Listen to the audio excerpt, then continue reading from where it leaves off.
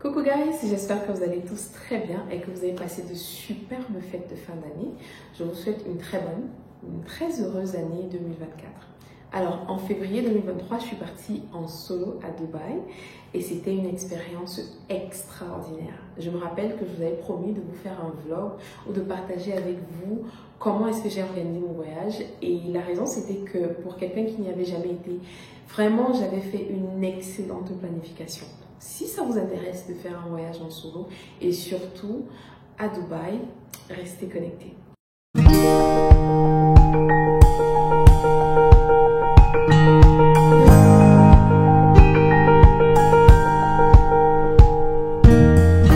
Alors, dans cette vidéo, je vais partager avec vous comment est-ce que j'ai choisi la destination, comment est-ce que j'ai planifié mes activités, comment j'ai fait ma réservation, ma demande de visa, comment est-ce que j'ai défini mon budget. Je vais partager avec vous toutes les activités que j'ai choisies, que j'ai faites. Je vais partager avec vous la réservation d'hôtel, le transport, comment est-ce que je me suis débrouillée pour le transport à Dubaï. En fait, je voulais partir en vacances pour me reposer. Et pour moi, ça veut dire la mer, ça veut dire le soleil. Donc, il fallait absolument que je choisisse une destination où je pourrais aller à la plage, me baigner, profiter du soleil et en plus faire du shopping. Donc, je voulais partir en Tanzanie en fait parce que j'avais envie de visiter la Tanzanie. Donc, ce que j'ai fait, c'est contacter mon partenaire de voyage. Je vais vous en parler un peu plus tard dans la vidéo, qui m'a fait des propositions de réservation. Il fallait que je puisse profiter de la mer et du soleil, mais il fallait également que je puisse faire du shopping de façon conséquente. En général, quand je pars en voyage, je profite pour faire du shopping pour la maison, pour les enfants. Donc, il fallait absolument les deux. Et comme en Tanzanie, je savais que je ne pourrais pas faire du shopping, j'ai choisi un deuxième pays qui était soit la France, soit la Turquie. Donc, mon partenaire m'a fait des propositions de voyage pour la Tanzanie et la Turquie, et ensuite pour la Tanzanie et la France. Et c'était horriblement cher. Comme je ne suis pas encore riche, j'ai dû réorganiser ma destination en fonction de mes contraintes. Ce qui fait que finalement, je suis tombée sur la possibilité Dubaï-Paris ou Dubaï-Istanbul, et j'ai choisi Dubaï-Istanbul. Et ça, c'est sur la base des propositions de réservation qui m'avaient été données. L'étape suivante, c'était donc la réservation du ticket de voyage et la demande de visa. Je vous parlais tout à l'heure de mon partenaire de voyage, FKT Travel Agency. FKT Travel Agency, c'est vraiment ça. C'est différent de toutes les agences de voyage que j'ai connues jusqu'ici. C'est différent des agences de voyage en ligne, clairement. FKT Travel Agency offre plusieurs services, notamment réservation et achat de billets d'avion, demande de visa, assurance voyage, réservation d'hôtel, accompagnement en fait de manière générale pour le voyage. Il y en a d'autres comme vous pouvez voir, mais ça c'est les services pour lesquels j'ai eu à faire appel à FKT Travel Agency et je suis sortie entièrement satisfaite. L'agence m'a fait une sorte de simulation sur la base de mes dates de voyage, ma flexibilité, et puis on a obtenu un billet d'avion super intéressant, mais vraiment personne ne me croit quand je dis le prix, 414 000 francs. Je vous affiche le ticket pour que vous voyez le prix. J'ai également confié la demande de visa à FKT Travel Agency. C'était plus simple pour moi compte tenu de mon emploi du temps. J'avais vraiment pas le temps de commencer à chercher en ligne. Et donc, je leur ai tout simplement fourni la copie de mon passeport. Ils m'ont donné les prix, puis j'ai sélectionné. Je crois qu'ils m'avaient proposé 2 mois de visa. J'avais besoin de 10 jours, pas plus. Donc, j'ai demandé si c'était possible d'avoir 1 mois. Ce qui a été fait. Donc, j'ai eu mon visa après environ 5 jours. Ils ont tout géré. C'était pareil pour l'assurance de voyage. FKT Travel Agency m'a tout simplement fourni le visa avec une assurance de voyage et c'était tout simplement parfait. Côté budget, le billet d'avion, comme je le disais, m'a coûté 414 000 francs. Je pourrais ne pas avoir les chiffres exacts, mais je vais trouver les factures et vous afficher ça sur l'écran. Donc le billet d'avion, on était autour de 414 000 francs pour Simalen, Istanbul, Dubaï, Istanbul, Simalen, pour un total de, je crois qu'on était à 10 plus 9 jours, environ 20 jours au total. Pour le visa, je crois qu'on était autour de 80 000 par là, je vais afficher. Et enfin, pour l'assurance de voyage, je crois que c'était autour de 40 000. L'étape suivante a été pour moi de définir mon budget voyage. Alors, en général, avant de partir en voyage, je décide d'un montant que je ne dois pas dépasser. Ensuite, par ordre de priorité, je répartis le budget, le montant que j'ai choisi. Donc, une fois que j'ai défini un montant raisonnable pour mes vacances de manière générale, je procède par ordre de priorité et je répartis le budget. Donc, par exemple, dans ce cas-ci, il y a une somme qui était déjà allée dans le billet d'avion, le visa et l'assurance voyage. Donc, maintenant, le reste, il fallait répartir entre les activités, le transport et la réservation d'hôtel. Dans ce budget-là, je n'inclus pas tout ce qui est lié aux courses pour la maison, pour les enfants. Les deux sont deux choses séparées. Ce budget peut être 0 francs ou plus. Ça n'a aucun impact sur mon budget vacances. Donc, après avoir retiré l'argent pour le billet, le visa et la réservation d'hôtel, je mets de l'argent dans les activités. Je choisis par ordre de priorité mes activités et une fois que c'est fait, le reste d'argent est alloué à la réservation d'hôtel. Donc en conclusion, en réalité, c'est que je choisis mon hôtel en fonction de ce que j'ai dans la poche, de ce qui me reste de mon budget voyage. Donc en fonction de ce qui me reste, je peux décider d'aller dans un hôtel 3 étoiles ou alors dans un 5 étoiles ou alors même dans un Airbnb de luxe ou bas de gamme. C'est exactement ce que je fais. Donc ce que j'ai fait, c'est que j'ai utilisé ce template que j'ai téléchargé sur Internet, un fichier Excel qui m'a permis d'insérer mon budget total en haut, puis de mettre ligne par ligne mes activités et au fur et à mesure de voir comment, voilà, la courbe, comment ça se comportait, est-ce que j'approchais le budget total ou pas, et de pouvoir vraiment modifier mes activités. Il faut savoir que c'est impossible de clôturer son budget, le fichier budget, avant d'avoir absolument tout préparé, c'est-à-dire que c'est à la fin que mon budget, ce fichier-ci, était prêt. D'ailleurs, pour définir les activités, j'ai dû faire l'étape suivante avant de revenir peaufiner le détail budget pour être sûre de ce que je voulais vraiment. Après avoir défini le budget général, ce que j'ai fait, c'est regarder énormément de vlogs. Vraiment, en février 2023, je ne sais pas s'il y avait un seul vlog sur YouTube que je n'avais pas regardé lié à Dubaï, voilà, au tourisme en Dubaï, à Dubaï de manière générale. Donc, j'ai regardé plein de vlogs pour pouvoir savoir quels sont les types d'activités que je pouvais faire là-bas, qu'est-ce qui me plaisait et pour pouvoir sélectionner tout simplement les activités. En regardant les vlogs, j'ai sélectionné mes activités favorites. Au top de la liste, il y avait le jet ski. Ça faisait littéralement, genre, j'avais rêvé, j'avais toujours rêvé de faire du jet ski. Genre toute ma vie quoi. Donc j'ai pris les informations sur le jet ski dans les vidéos des gens, puis j'ai fait des recherches en ligne, j'ai vu les prix. Par exemple, l'heure c'était 120 000 ou 90 000 je crois. La moitié de l'heure, donc 30 minutes, c'était 60 000. Comme j'avais pas un très gros budget, j'ai décidé que 30 minutes était suffisant pour moi. Surtout que je ne savais pas à quoi m'y attendre exactement. Donc je voulais tester pour une première fois. Donc là, je prends jet ski, je mets sur la liste, je mets le prix. Ensuite, il y avait la balade touristique dans la mer en bateau. Ça, c'était indispensable. J'adore l'eau, tout simplement. Donc, j'ai mis balade, j'ai fait des recherches sur Google pour les prix, j'ai mis le prix. J'ai fait ça progressivement jusqu'à la fin et puis je me suis rendu compte que je ne pourrais pas tout faire, non seulement parce que je n'avais pas le budget, mais aussi parce que j'avais uniquement 10 jours et que dans les 10 jours, il fallait que je puisse me reposer. Ce que les vlogs sur YouTube m'ont également aidé à faire, c'est de combiner mes activités par jour. Par exemple, quand on regarde les vlogs, on voit comment ça se passe pour... je prends un exemple, le désert et le jet ski. On voit tout de suite qu'on ne peut pas combiner les deux activités. Voilà, parce que le désert, le pick-up, c'est aux environs de 14h, 13h pour certains. Et le jet ski, c'est à partir de 10h. Donc, il faudrait pouvoir partir de chez soi, aller faire du jet ski, revenir, se réchauffer et tout, à temps pour pouvoir aller dans le désert. De toute façon, l'eau, le soleil, c'est pas... Donc, ces vlogs-là m'ont permis d'organiser, de planifier mes journées en tenant compte de mes besoins en termes de repos. À l'époque, j'avais toujours des classes. Je donnais des cours d'anglais, donc j'avais des classes. Il fallait que chaque soir, à 21h, entre 20 et 21h, je crois, heure de Dubaï, que je sois déjà rentrée à l'hôtel pour pouvoir être en ligne et donner cours. L'étape suivante, après avoir choisi toutes mes activités avec leur prix et donc après avoir complété mon budget côté activité, c'était de choisir l'hôtel en fonction de ce qui me restait. Alors, je parle de Dubaï uniquement ici, mais ça c'est quelque chose que j'ai fait pour both Dubaï and Istanbul. Donc, avec le budget qui me restait, il fallait chercher à me loger à Dubaï pendant 10 jours et à Istanbul pendant 9 jours.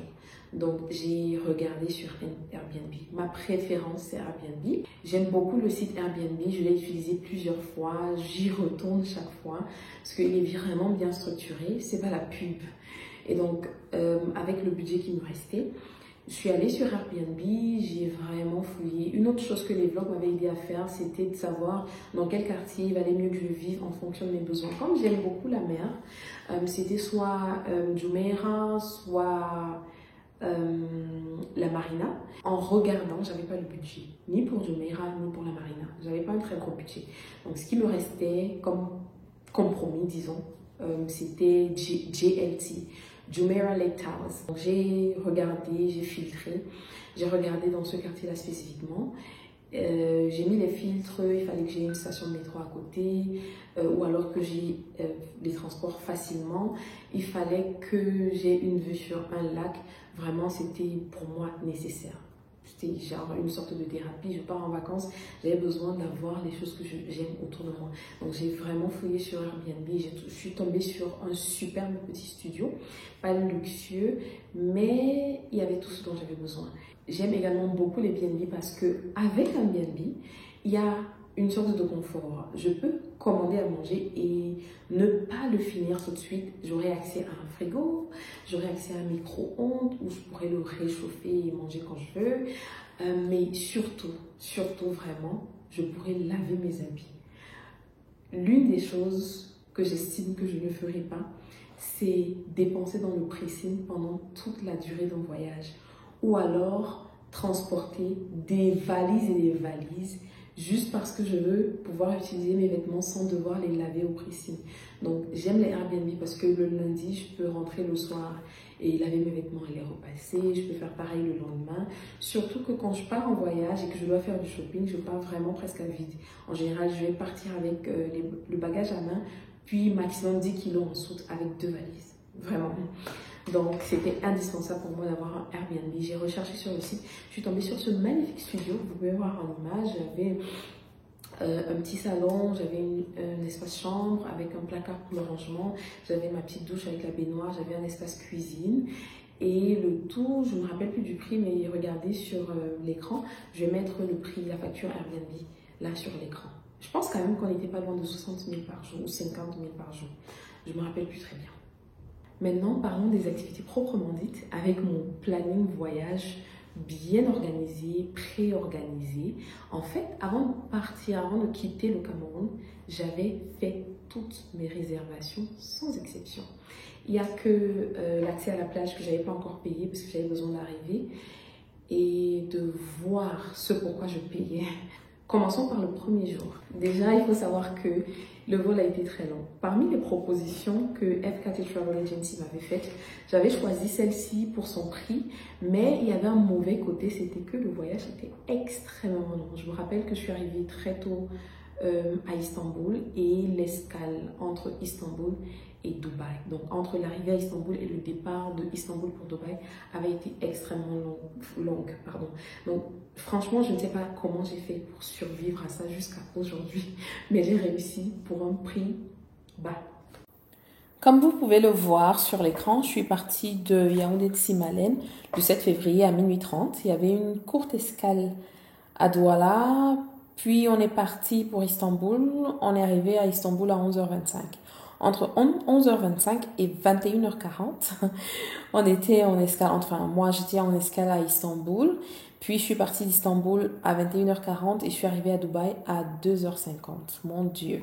Autre chose d'intéressant à savoir, c'est que quand je faisais la réservation sur Airbnb, je n'avais pas pu obtenir d'appartement avec check-in après 3 heures. C'est-à-dire que pour chaque appartement que je trouvais, le check-in c'était jusqu'à une certaine heure. Je crois que c'était 22 heures. Donc à partir de 22 heures, c'était plus possible. Il fallait prévoir un check-in le jour suivant à 14 heures. À l'hôtel, ça aurait été possible, mais pour les Airbnb, vraiment, je n'avais pas pu trouver. Ce qui fait que entre 2h50 quand je suis arrivée Et midi, je n'ai absolument pas pu faire le check-in. Non, c'était entre 2h50 et 16h. Le check-in dans mon studio était autorisé à partir de 16h. Alors, j'avais négocié avec la propriétaire pour pouvoir faire un early check-in, vu que c'était un smart check-in. Donc, elle m'avait permis de faire un check-in à midi.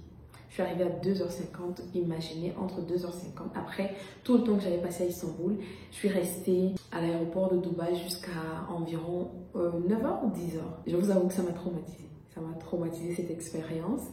Il y a des choses qu'on est prêt à faire pour dépenser un petit peu moins, mais je ne le ferai plus. Je préfère dépenser mon argent. Par exemple, la prochaine fois, ce que je vais faire, c'est que mon premier jour au Airbnb, ce sera le lendemain. Donc, je fais une réservation d'hôtel pour un jour ou pour 2 jours. Pour que je puisse faire mon check-in même à 1h ou à 2h.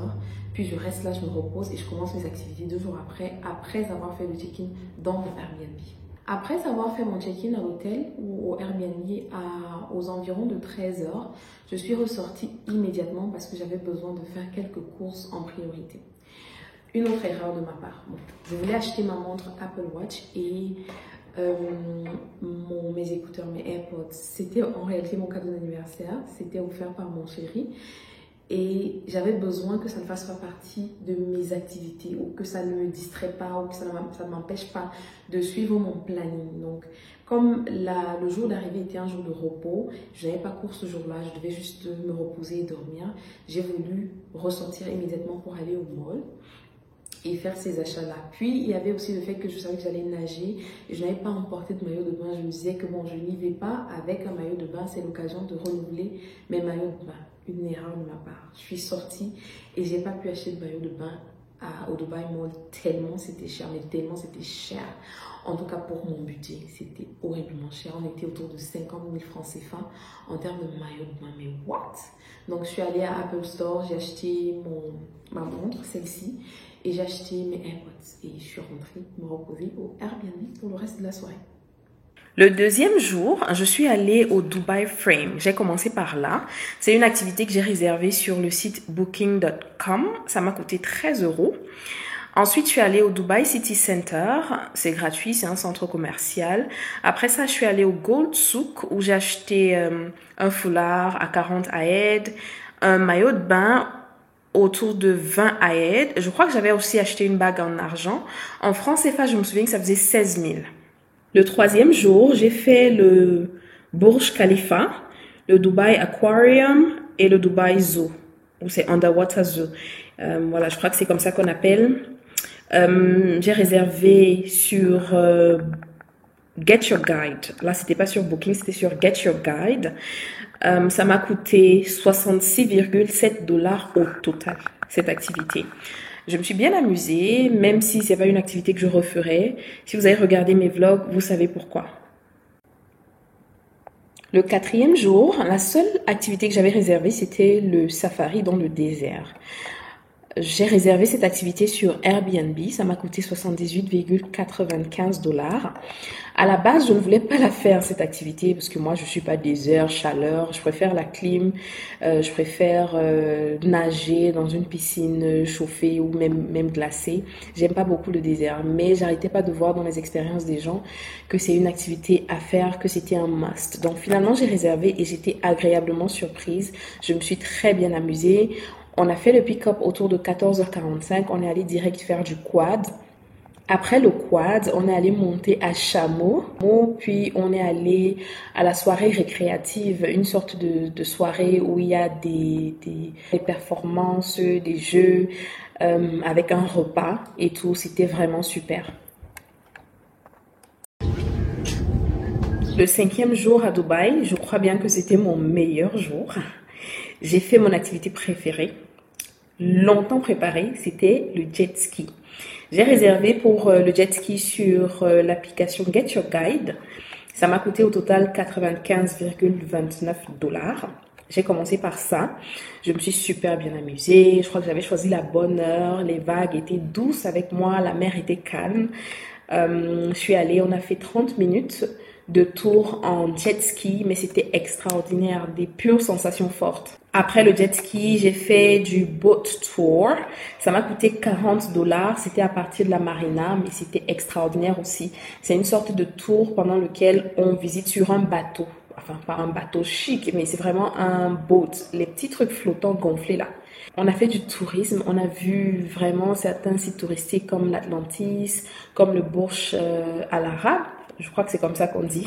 J'ai réservé, comme je disais, sur Booking et ça m'a coûté $40. Ensuite, je suis rentrée me reposer à l'hôtel, puis je suis allée au Dubai Mall le soir. Le 6e jour, je suis allée au Miracle Garden le matin. Je viens de me souvenir que c'est une activité que je n'avais pas réservée à l'avance. J'avais payé sur place. Je me rappelle plus très bien pourquoi je n'ai pas pu réserver avant. Et ça m'avait coûté environ, je crois que c'était pas loin de $10. Donc 6 000 francs CFA.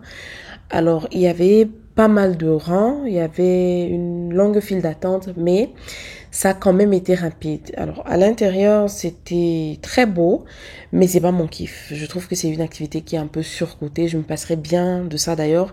La prochaine fois que j'irai à Dubaï, je n'irai pas là-bas. J'ai vu beaucoup de fleurs, beaucoup de touffes de plantes. J'y comprenais rien. Bon, c'est un environnement qui est instagrammable, mais bon, pas plus que ça.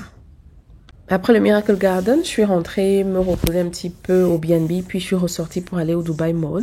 Je crois que c'est la 3e fois que j'y retournais, même si je l'ai pas dit plus tôt. Je voulais enfin voir ce truc iconique qui apparaissait dans tous les vlogs des gens qui étaient allés au Dubai Mall. Ce que vous voyez en image là, je sais pas comment ça s'appelle. Et j'ai dû tellement fouiller pour le voir, pour me rendre compte que bon, ça n'avait rien de tellement impressionnant, même si c'est joli. Mais ce que je voulais voir le plus, c'était les fontaines.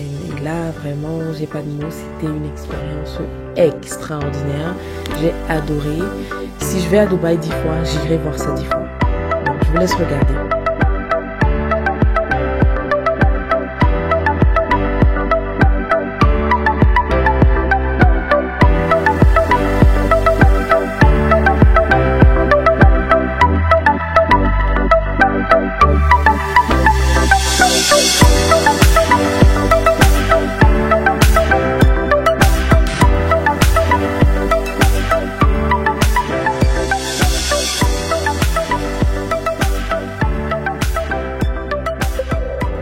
Dubai Mall, je suis allée au Global Village. À vrai dire, je me sentais un petit peu fatiguée.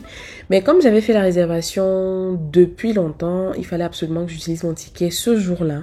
Donc, après le Global Village, le Dubai Mall, je suis allée au Global Village en taxi parce qu'il n'y avait pas de station de métro qui m'amenait là-bas. Je crois que c'est la première fois que j'ai pris le taxi à Dubaï. Ça a coûté très cher. J'ai eu bien mal. Mais donc j'y suis allée et c'était tout simplement parfait. Je trouve le concept du Global Village super intéressant. J'ai pu voir un petit peu de la culture, surtout en ce qui concerne la cuisine de plusieurs pays. Sans aller dans ces pays-là, j'ai pu voir les tenues vestimentaires qui venaient de là. J'ai pu acheter des souvenirs de certains pays. J'ai reconnu la Turquie. J'avais déjà été en Turquie avant et j'ai eu l'impression que j'étais en Turquie, au stand de la Turquie. Il y avait le Cameroun, c'était tout simplement magnifique. Et si je devais y retourner, j'irais une fois de plus au Global Village. Bon, après le Global Village, je suis rentrée me reposer à l'hôtel. C'était une journée ouf, oulala, Dubaï était super vraiment.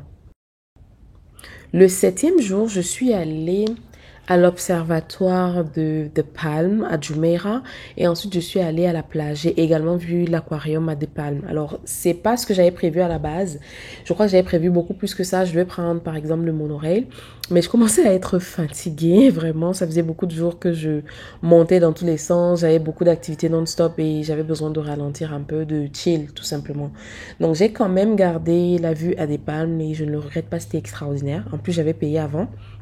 Je me souviens plus du prix, mais je vous affiche ça là. Si je devais conseiller quelqu'un de choisir entre des Palmes et le Burj Khalifa, ce serait incontestablement des Palmes. La vue est meilleure. De très haut, on peut voir les plages qui forment une palme. Je crois que c'est comme ça qu'on dit. Et je trouve que la personne qui a créé ça, c'était quelqu'un de visionnaire. Il faut vraiment aimer son pays pour penser à un concept pareil. Mais c'est super, tout simplement. Ensuite, je suis allée à l'aquarium. Bon, c'était pas différent du précédent que j'avais fait. C'était tout aussi beau. Après l'aquarium, donc, je suis allée marcher tout le long de Jumeirah pour choisir moi-même le beach club auquel je voulais avoir accès. Je crois que j'ai payé 200 AED. Il n'y a pas de ticket ici parce que j'ai payé sur place. On m'a donné un bracelet. pour voilà, que j'ai accès aux piscines. Il y en avait au moins 2, ensuite à la plage, et j'avais droit dans les 200 AED, j'avais droit à sur 350 AED de déjeuner. Donc j'ai commandé un maxi burger avec des boissons et des frites en supplément. Vraiment, c'était un moment, j'ai trop chill quoi. Dubaï était trop bien. Le dernier jour, j'étais quand même un petit peu fatiguée, donc j'ai décidé de rester à l'hôtel pour chiller un peu, je veux dire au B&B. Je suis allée à la piscine du B&B. Je me suis bien relaxée dans la piscine. Ensuite, je suis remontée, j'ai commandé à manger, j'ai fait quelques tournages de vidéos pour la chaîne YouTube. Et puis, j'ai dormi.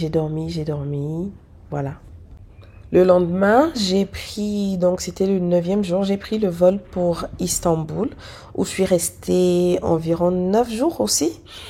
8 nuitées, je crois. Donc voilà le planning pour le séjour total à Dubaï. C'était vraiment très bien planifié, hein. Je vous partage également le budget pour les 2 voyages. J'ai retiré l'hébergement parce que j'estime que ça c'est quelque chose qui est spécifique à chacun de voir s'il veut vivre dans un hôtel hyper luxueux ou alors dans une auberge de jeunesse. Par exemple, avec le budget que je vous partage là, 918 000, j'ai payé toutes les activités, le transport dans les 2 villes, dans les 2 pays. Puis, il y avait également le billet d'avion et le visa. Maintenant, si chacun ajoute son budget hébergement, ça peut faire un budget adapté à chaque personne. J'espère que vous avez aimé la vidéo. On se retrouve dans les vlogs. Je vais vous vlogger absolument, je l'ai déjà fait, je vais juste faire le montage. Absolument toutes les journées, comment elles se sont déroulées pour ceux que ça intéresse. On se retrouve sur la chaîne. N'hésitez pas à vous abonner, à liker et à partager les vidéos. Et voilà, à bientôt.